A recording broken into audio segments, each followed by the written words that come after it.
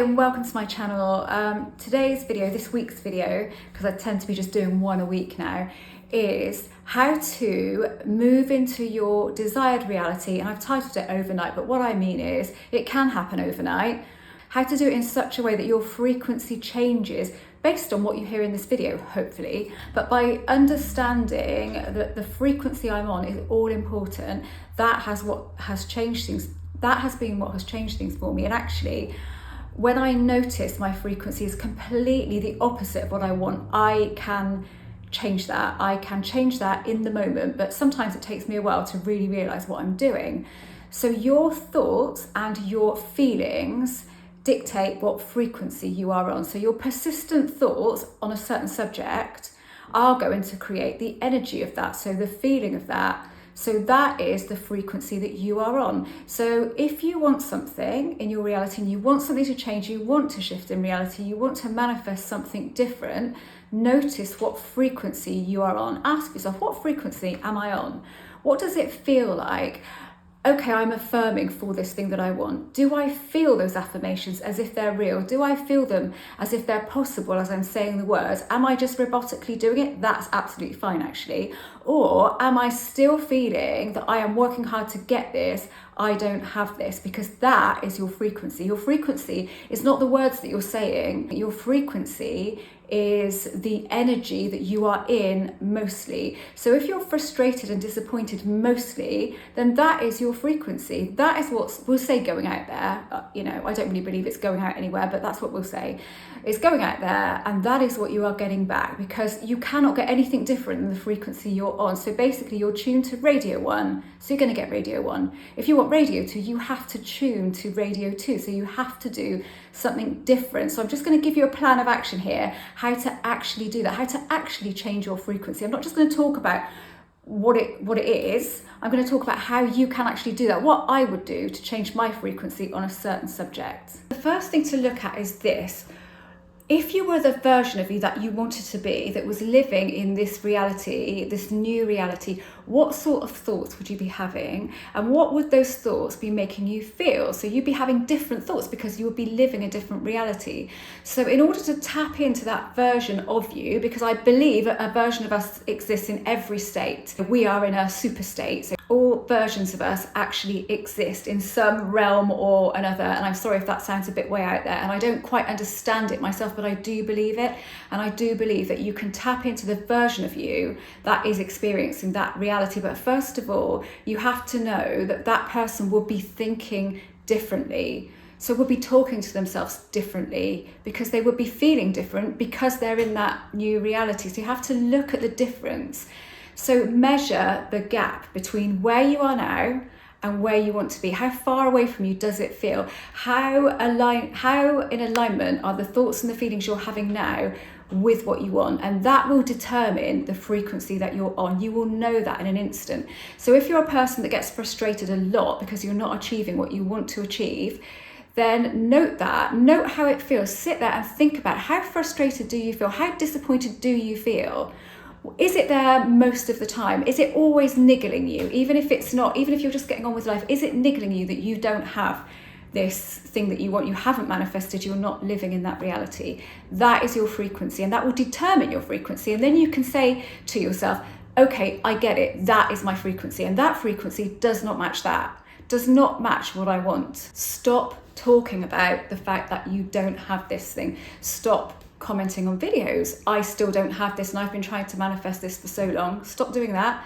Stop constantly telling yourself you don't have it. Stop constantly feeling irritated with yourself and with other people because you don't have what you want. You absolutely have to stop that, because what happens is you are then focused on the problem. You are not focused on the solution. And I'm not saying you have to know the solution and know what's going to unfold in order for you to get to where you want to be, but the solution is the outcome that you want. It's just that. It's just the outcome. Look, so you become the boss of your reality, basically. You go, think of it like this. And I said this to a client the other day, and sometimes I say things and they come out of nowhere and I think, that's really good. Why didn't you think of that before?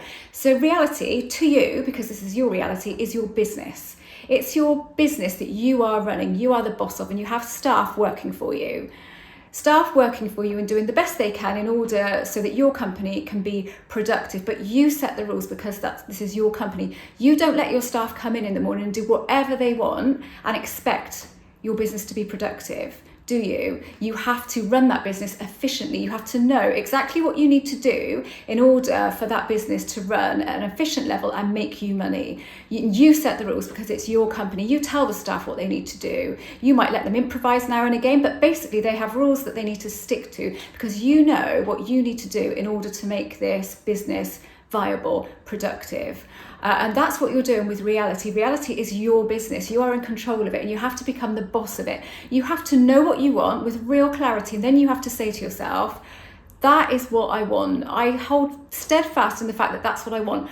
I am not going to try and control it, because control is what ruins us, really. We try to control it with our minds, and it cannot happen. We cannot control it that way. We control it by understanding that we don't control it, understanding that our minds cannot control it. We've already controlled it, really, by saying what we want and holding firm in that. We don't know when it's going to happen. We have no idea when this reality is going to change, but the sooner you get onto the frequency of it, the sooner it changes. And you can get onto the frequency by being really determined. This is going to happen. This is what I want, and that's that, and I do not accept anything else. I am having that because I am the boss of my reality. And if I say that I can't have that, then I'm saying I'm not the boss of my reality, and I am. And I 100% believe that, and sometimes even I forget that, and I have to remind myself. Recently I had to do that, which is why I'm making this video today. Had to remind myself, no, you are the boss here. Take charge. So you need to take charge of your reality. And if you keep allowing yourself to fall back into old thought patterns that aren't productive, then you are taking charge of it, but you're taking charge of it in the wrong way. You're allowing yourself to stay in the state you're in, which is not where you want to be. So be the boss. You are the main man. You are the CEO of your company, which is reality. Another way to allow yourself to get into that frequency is to say, this is possible. I am open to. So I am open to these changes. I am open to letting go of control and seeing what happens. I know that this is possible. If I didn't think it was possible, I would not even be thinking about shifting in reality, because I wouldn't think it was possible, so I wouldn't do it. I told a story to a client, and I'm going to repeat this. Most of us think that there's something more out there, even if we say we don't. I mean, there is one person I know that absolutely thinks there's nothing, and that's that. And I totally know that he thinks that. But Jeremy, for example, says that he does not believe in anything other than it's black and white. You live, you die, and that's that. Now, his mum got really, really ill. We'd only been going out together about 3 weeks, and she got very ill, rushed into hospital at death's door, basically. And the family got called in. So Jeremy, my brother-in-law, and my stepdad got called in and got told this is end of life. And Jeremy, who would call himself atheist, prayed. And he told me this. He said, I prayed. And I said, oh, I didn't at the time. I go, oh, I didn't know that you believed in God. And he said, I don't. And I said, oh, right, okay. But it worked. Basically, he said, I was desperate, and I just thought, well, I'll give it a go anyway. So, and she did. She pulled through. She rallied. She was in hospital for 6 months. She was being the longest person, the person that's been in critical care. So I see critical care for the longest amount of time ever, up until that point. Whether that is the case now, I don't know. And they were amazed at how she pulled through and how she's still living with such a tiny amount of her pancreas. It's almost impossible. I think they probably thought it was impossible, but she is living, and she's been fit and healthy since. And that was like 29 years ago. Amazing. And I said to him about this a long time later, you were hedging your bets. So there's an element inside of you that says maybe there's something else, because if you adamantly thought there was nothing else, you just wouldn't even go there. It wouldn't enter your head to pray, but you did. You spoke to a God that you don't believe in and asked for help, and you got that help, and then you put it down to, well, she's just a strong character, she's stubborn. Put it down to something else, So there's always that element that we do kind of know that this is possible. So keep reminding yourself, this is possible. If other people can do this, I can do this. I'm just a person. I'm just energy as they are. I just need to start focusing on the energy that I have the majority of the time and look at changing that so that changes my frequency. That will change my life. So let's come back to the state that you are in at the moment. I don't mean the hell of a state that you're in. I just mean your feeling state at the moment, and where you are in your life at the moment, and what you want. how big does that gap feel? So does it feel huge and impossible and so far out of reach?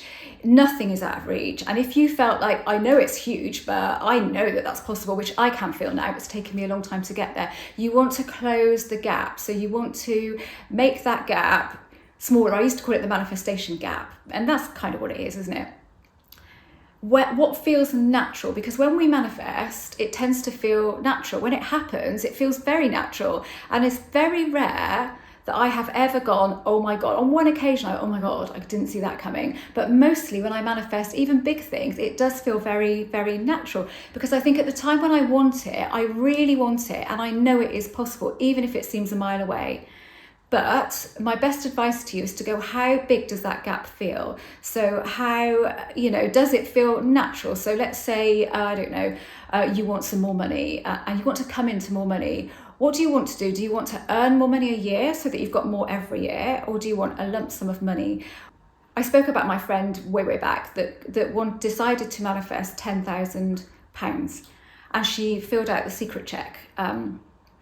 Downloaded it from the website, I guess, put it in her purse and just wrote it out for £10,000. 1 week later, her husband got given a €10,000 bonus, and they have a shared bank account. They share everything. So that in effect was her money too. And her question to me was, but is that the manifestation? Because I asked for pounds and it went to my husband, I won't say his name.